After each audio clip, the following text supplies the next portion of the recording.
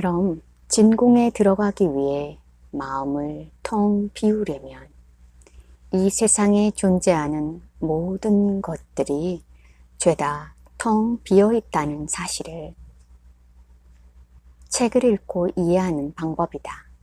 많은 시간과 노력이 들지 않는다. 그냥 책을 읽고 이해하면 그만이다. 아주 쉬운 방법이다. 설마 몹시 어려운 방법을 시도해 보라는 건 아니겠지? 짐작대로다. 이 책은 마음을 텅 비우는 아주 쉬운 방법을 소개해 준다. 이 장에서 당신은 진정한 나는 텅 비어 있다는 사실을 깨닫게 될 것이다. 3장에서는 모든 생각을 텅 비우게 될 것이다. 4장에서는 세상이 텅 비어 있다는 사실을 깨닫게 될 것이다. 한마디로 이 세상 모든 것이 텅 비어 있다는 사실에 눈뜨는 것이다. 이렇게 인생의 큰 착각에서 차례로 깨어나 모든 것이 텅 비어 있다는 사실에 진심으로 눈뜨게 되면 마음은 저절로 텅 비어버릴 수밖에 없다. 온갖 고통과 탐욕의 대상이 사라지기 때문이다.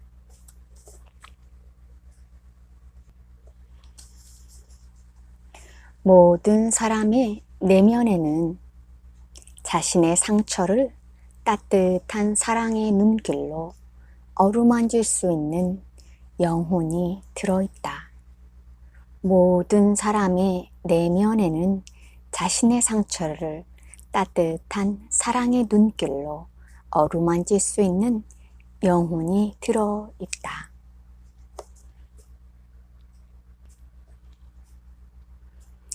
과거의 상처가 떠올라 괴로울 때마다, 과거의 상처가 떠올라 괴로울 때마다 나를 저 사람으로 객관화시켜 바라보는 것.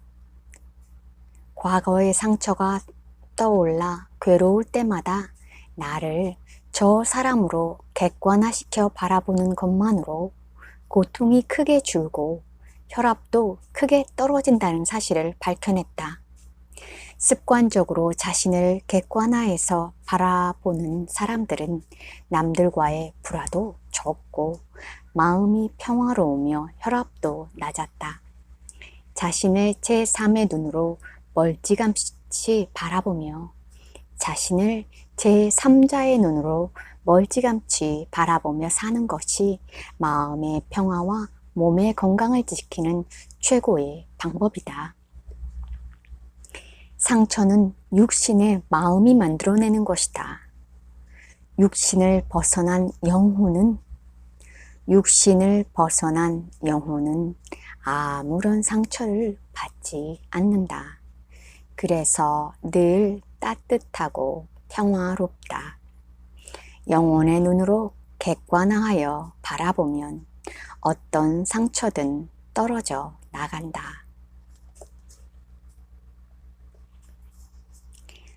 동물들이 자연재해를 예측한다는 사실은 이미 오래전부터 알려져 왔다. 코끼리는 뭔가 이상한 눈치를 채면 코를 땅에 대고 꼼짝도 하지 않는다. 수백 킬로미터 떨어진 곳에서 일어나는 자연재해를 감지해내기 위해서다. 훈련을 받은 개는 탁월한 후각 능력을 이용해 폐암세포를 찾아내기도 하고 심지어 혈당 수치까지 알아낸다. 동물들은 어떻게 그런 불가사의한 능력을 갖추고 있을까? 대답은 의외로 간단하다. 동물들은 본능대로 살 뿐 잡념이 없다. 과거 일어난 일에 집착하지도 않고 미래를 걱정하지도 않는다. 오로지 현재의 순간을 산다. 그래서 현재의 소리에 귀를 기울일 줄 안다.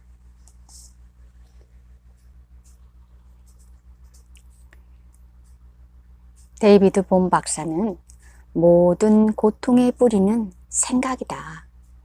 우리는 우리가 생각을 통제하고 있다고 생각하지만 사실은 생각이 우리를 통제한다고 말했다. 우리가 생각의 통제를 당하고 사는 것은 표면에 떠오른 생각을 나라고 착각해 내 머릿속에 가둬놓기 때문이다. 가둬놓지 않고 그냥 내버려 두면 생각은 무에서 피어올랐다가 다시 무의 공간으로 스스로 되돌아간다.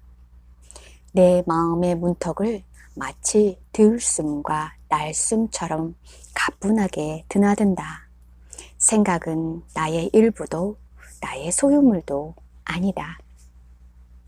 우주에는 무수한 생각이 떠다닌다. 다만 눈에 보이지 않을 뿐이다. 눈에 보이지 않은 수많은 TV와 라디오 주파수들이 공중에 떠다니는 것과 마찬가지다. 내가 나쁜 생각에 주파수를 맞춰 증폭시키면 나쁜 생각이 내 머릿속에 가득하고, 좋은 생각에 주파수를 맞춰 증폭시키면 좋은 생각이 가득하다. 이 무수한 생각은 인생이라는 연극을 위한 소품이다. 필요할 때 빌려 쓰고 나면 반드시 우주에 되돌려 주어야 한다. 되돌려 주는 데에는 어떤 특별한 노력도 필요하지 않다. 그저 머릿속에 가둬놓지 않으면 스스로 알아서 되돌아간다. 하지만 우리는 생각을 그냥 내버려 두지 못한다. 생각은 내 머릿속에서 나온 나의 일부라고 착각해 한사코 머릿속에 가둬놓으려 한다. 가둬놓고 짓눌러대며 스스로 괴로워한다. 몸은 현재에 살고 있는데 머릿속은 과거나 미래의 생각들로 가득 차 있다면 나는 둘로 쪼개져 있는 것이다. 하나를 이루는 덩어리가 몸 따로, 마음 따로 쪼개져 있으니 당연히 자연히 고통스럽다. 예수도 제자들에게 걱정을 한다고 너희 인생에 단 하루라도 보탬이 되느냐? 고 물었다. 부처도 현재의 순간에 몰입하는 것이야말로 지극한 평화에 이르는 길이라고 누누이 가르쳤다. 내가 만일 누군가 때문에 화가 난 적이 있다면 그것은 정말 누군가 때문이었을까? 아니면 다른 이유가 있을까?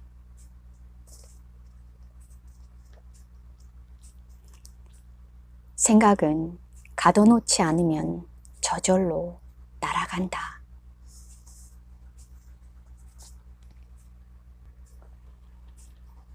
어느 절에 허드렛 일만 하던 동자승이 있었다. 어느 날 동자승은 드디어 처음으로 스승의 얼굴을 대하고 참다운 가르침을 받게 되었다. 동자승은 스승이 어떤 가르침을 내려줄까 가슴이 몹시 두근거렸다. 스승은 이렇게 말했다. 해질녘 이 산꼭대기에 있는 동굴에 들어가 있어라. 새벽까지 아무런 생각도 하지 마라. 어떤 방법을 써도 좋으니 절대로 아무 생각도 하면 안 된다. 아침이 되면 내게 돌아와 이야기해다오. 동자승은 식은 죽 먹기라고 생각하며 산을 타고 동굴에 들어갔다. 하지만 밤이 되자 호랑이와 늑대들이 요란하게 울어대기 시작했다. 무서웠다. 무섭다는 생각을 떨쳐버리기 위해 생각아 꺼져버려 하고 고래고래 소리를 질러보았지만 허사였다. 펄쩍펄쩍 뛰어보기도 했다. 호흡을 멈춰보기도 하고 머리를 좌우로 흔들어 보기도 했지만 무섭다는 생각이 사라지기는커녕 오히려 더욱 거세게 밀려들었다. 마침내 아침이 되자 동자승은 풀이 죽은 채 절에 가서 스승에게 이야기했다. 스승님, 도저히 무섭다는 생각을 떨쳐버릴 수 없었어요. 생각을 하지 말자고 온 힘을 다해 억눌렀지만 소용이 없었어요. 잔뜩 화를 낼 줄 알았던 스승은 놀랍게도 큰 소리로 웃음을 터뜨렸다. 정말 열심히 노력했구나. 내일 다시 동굴에 들어가 해질녘부터 새벽까지 무섭다는 생각만 하고 있어라. 절대로 그 생각이 끊어지지 않도록 해라. 동자승은 이번에는 정말 잘할 수 있겠다고 생각했다. 어젯밤에도 저절로 무섭다는 생각이 넘쳐 고역을 치르지 않았던가. 다음 날 저녁 동자승이 동굴에 들어가 앉아 있는데 때마침 호랑이와 늑대 소리가 들리기 시작했다. 참 잘됐다. 정말 무섭다. 무서워. 처음에는 무섭다는 생각이 잘도 떠오르는 듯 싶었다. 하지만 무섭다는 생각을 일부러 하려고 드니까 무섭다는 생각이 거꾸로 자꾸만 사라지는 것이었다. 이상하다. 무섭다는 생각을 하려더니 덜 무서워지네. 동자승은 무섭다는 생각이 끊어지기 시작하자 불안해졌다. 그래서 호랑이가 이빨을 드러낸 채 으르렁거리는 모습도 떠올려보고 늑대들이 달려드는 모습도 상상해 보았다. 나중엔 두 손으로 머리를 쥐어짜면서 어떻게든 무섭다는 생각을 해보려고 발버둥 쳤지만 그럴수록 머리는 텅 비어갈 뿐이었다. 동이 트자 또 실패했다는 생각이 들었다. 스승을 찾아가 자신이 겪은 일을 이야기하자 스승은 또 껄껄 웃었다. 그래, 잘했다. 중요한 이치를 깨달았구나. 동자승은 어안이 벙벙했다. 도대체 내가 무슨 이치를 깨달았단 말인가? 동자승이 고개를 갸우뚱하자 스승이 설명했다. 무섭다는 생각은 어디서 날아들었느냐? 우주에서 날아들었느니라.